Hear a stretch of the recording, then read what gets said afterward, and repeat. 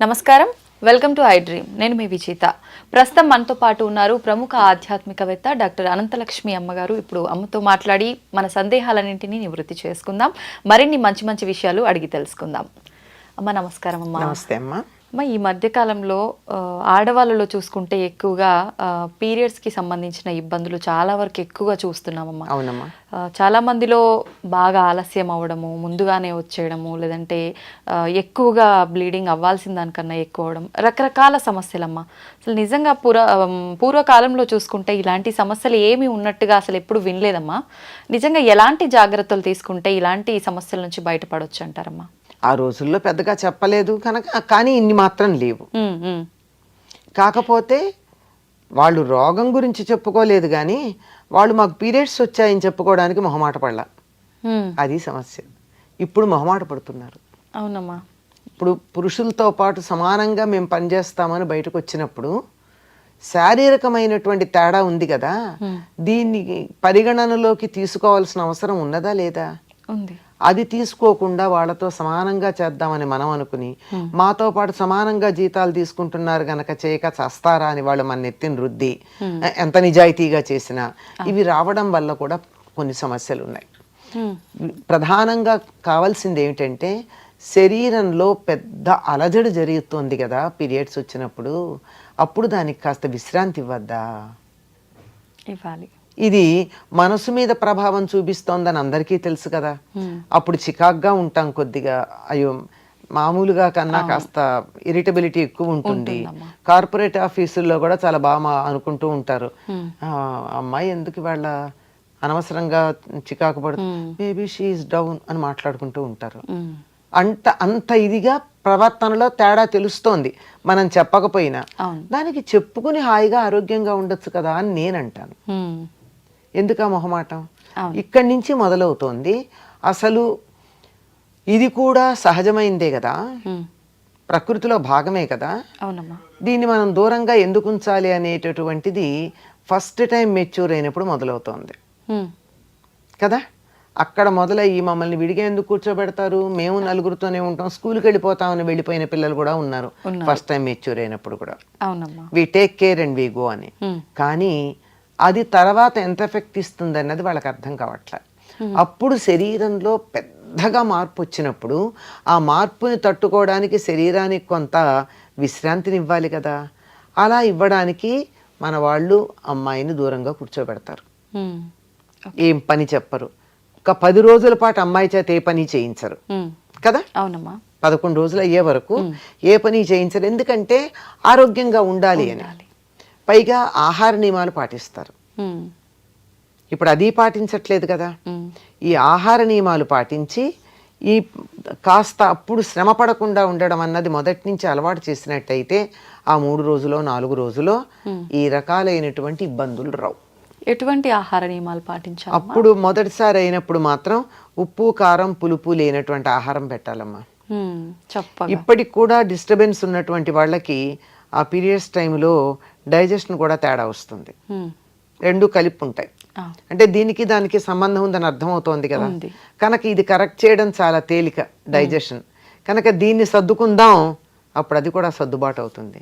కనుక మొదటి 3 సార్లు అమ్మాయికి పులగం అన్నం తప్ప మరొకటి పెట్టేవాళ్ళు కాదు పూర్వం. పులగం అంటే కిచిడీ కాదు, బియ్యము, పెసరపప్పు, జీలకర్ర, మిరియం అంతే, ఉప్పు ఉండదు, నెయ్యి, కారం లేదు, నెయ్యి.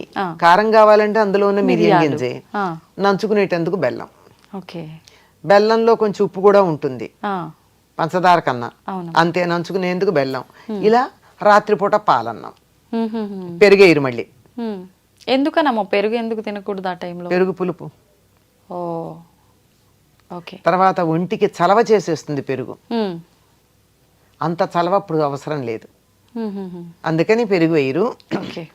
ఇప్పటికి కూడా బాగా పల్లెటూళ్ళల్లో పాడి పంట ఉన్నవాళ్ళు రాత్రి పాలన్నం తింటారు, పగలు పెరుగన్నం తింటారు.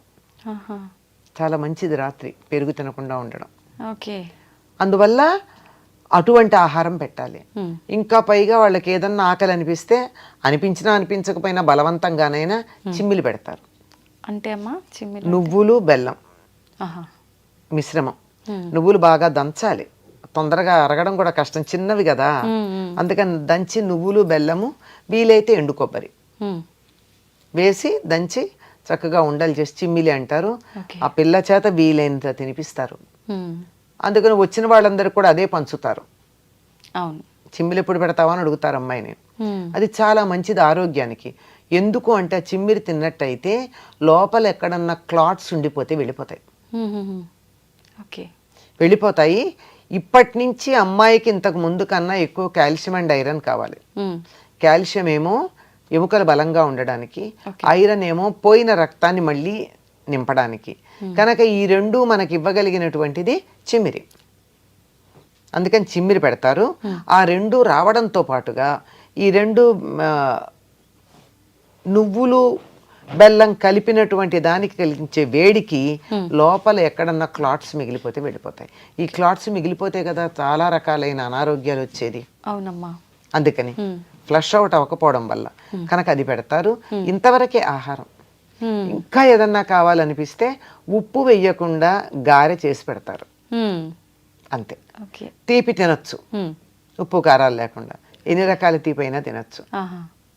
ఇది అప్పటి నియమం. మొదటి 3 సార్లు గనక పాటించగలిగినట్టయితే ఆ సమయంలో నొప్పి వస్తూ ఉంటుంది. మన వాళ్ళు తెలుగులో చక్కగా చెప్తారు, ముట్టు కడుపు నొప్పి అంటారు. అంటే ఆ ఫ్లష్ అవ్వడానికి చాలా ఇబ్బంది పడుతూ ఉంటుంది లోపల నుంచి, లేదా ఓవర్ అవుతూ ఉంటుంది. ఈ రెండింటిని కంట్రోల్ చేయాలి జీవితాంతం అంటే మొదటి 3 సార్లు పూర్తి రెస్ట్. డాక్టర్ల పరిభాషలో చెప్పాలంటే బెడ్ రెస్ట్ లాంటిది. అంటే ఏ పని చేయకూడదు, అలా విశ్రాంతిగా కూర్చోవాలి. ఈ ఆహారం తీసుకుంటే చాలా వరకు ఆరోగ్యంగా ఉంటుంది. నేను పేరు మర్చిపోయాను కానీ ఫ్యూచర్లో ఎప్పుడూ కూడా ఆడపిల్లలకి టెటనస్ ఇంజెక్షన్ అవసరం లేకుండా ఉండడానికి ఒక ఇంజెక్షన్ ఇస్తారమ్మా. చాలా మందికి తెలియదు ఆ సంగతి.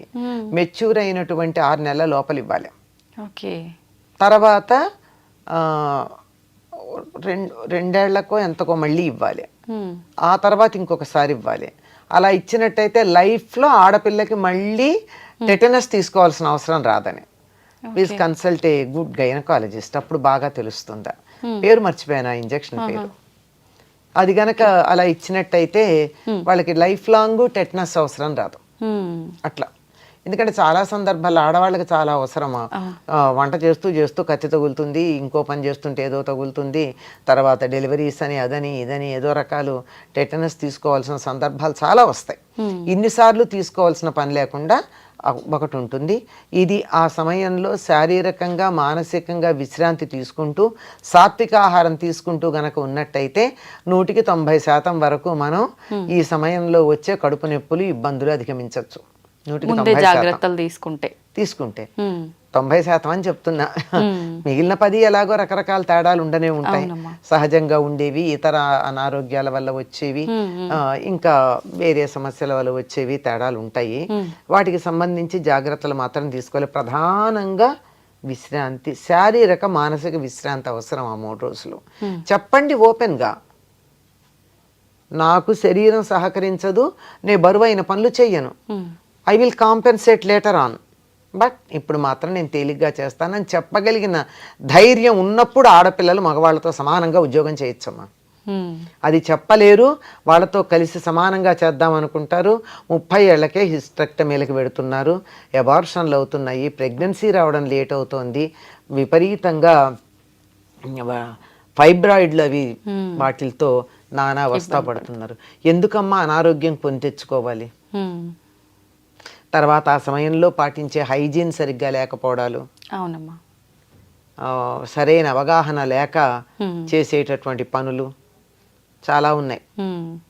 అతి తెలివిగా టూ మోడర్న్ అనుకుని, టూ అడ్వాన్స్డ్ అనుకుని అవలంబించే పద్ధతులు, ఇలాంటివన్నీ కూడా చాలా అనారోగ్యాన్ని తీసుకొచ్చి పెడుతున్నాయమ్మా. ఆడవాళ్ళల్లో చాలా త్వరగా అనారోగ్యానికి పాలయ్యేటటువంటి భాగం యుట్రస్ మాత్రమే. వెరీ ససెప్టబుల్, అక్కడే వస్తుంది ఏది వచ్చిన. దాన్ని జాగ్రత్తగా చూసుకోగలిగితే చాలు. అమ్మా, ముందు జాగ్రత్తలు తీసుకుంటే ఇలాంటి ఇబ్బందులు రాకుండా 90% అవకాశం ఉంది. కానీ అప్పుడు తీసుకున్నాం తీసుకోలేదు ఏం తెలియదు. ఇప్పుడు చాలామంది నీరసం అయిపోవడము, కడుపులో నొప్పితో ఇబ్బంది పడడము, నిజంగా పెయిన్ వచ్చినప్పుడు సరిగ్గా ఫుడ్ తీసుకోరు, ఆ 2 days పడుకుంటారు, నరకం. ఆ నొప్పి నుంచి ఉపశమనం కలగాలంటే చిట్కా ఏమైనా ఉందమ్మా దానికి?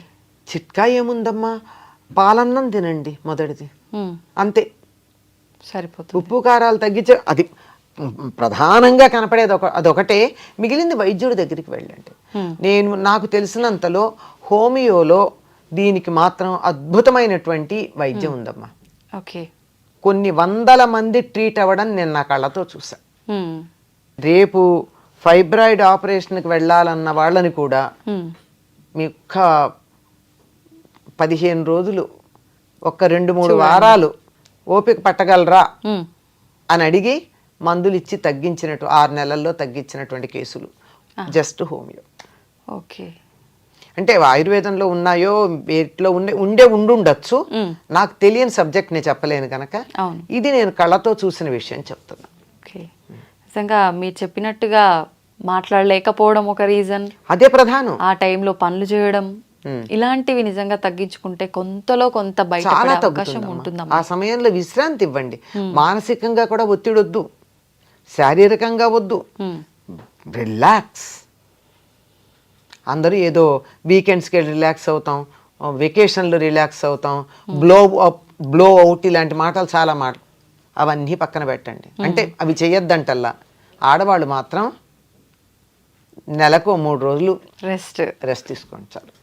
నిజంగా చాలా హెల్ప్ అవుతాయమ్మా మీ మాటలు మా అందరికీ కూడా. ఎందుకంటే ప్రాక్టికల్గా ఉపయోగపడ్డ మాటలే నేను మీకు చెప్పాను. నాకు తెలియని విషయాల జోలికి నేను చెప్పాల.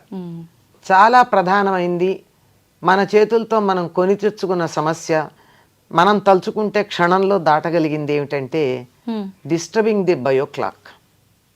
రాత్రుళ్ళు మేలుకుని పగలు పని చేయడం, పగలు నిద్రపోవడం అన్నది ఉంది. దానివల్ల చాలా సైకిల్ దెబ్బతింటుంది, దానివల్ల అన్ని రకాల సమస్యలు వస్తున్నాయి. Even for pregnancy it is a problem. Okay. రాత్రుళ్ళు మేలుకుని పగలు పని చేయడం కాదు, పగలు నిద్రపోవడం, ఇది చాలా తప్పు. రాత్రుళ్ళు పడుకోండి, పగలు పని చేయండి, ఇర్రెగ్యులారిటీ తొందరగా సర్దుకుంటుంది. ఓకే. ఇది మెయిన్ చాలా ముఖ్యమైనటువంటిది. మనం తీసుకునే ఫుడ్ ఎంత ఇంపార్టెంటో నిద్ర కూడా అంతే ఇంపార్టెంట్. నిద్ర కదా, బయోక్లాక్. నిద్రపోవడం ఎంత అన్నది కాదు లెక్క, రాత్రి మేలుకోవడం, పగలు మార్చేయడం. సంతోషం అమ్మా, ధన్యవాదాలు.